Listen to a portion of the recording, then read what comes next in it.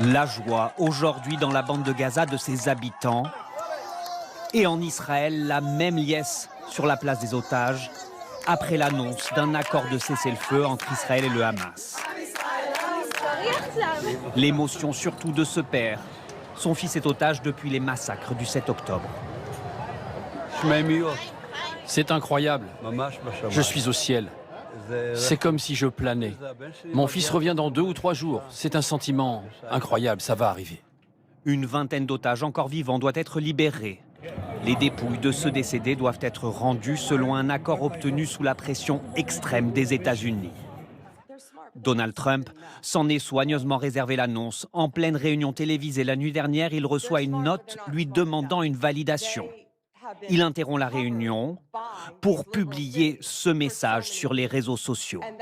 Je suis très heureux d'annoncer qu'Israël et le Hamas ont tous deux signé la première phase de notre plan de paix. Cela veut dire que tous les otages seront libérés prochainement et qu'Israël retirera ses soldats jusqu'à la ligne convenue. Juste après, il échange au téléphone avec des familles américaines d'otages. Les otages vont revenir. Ils reviennent lundi. Au même moment, dans la nuit, dans la bande de Gaza, c'est demain. Les habitants n'arrivent pas à y croire. Bien sûr que l'on ressent de la joie.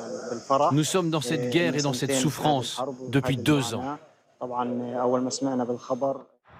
Ce matin, encore des bombardements israéliens sur Gaza, moins nombreux que les jours précédents.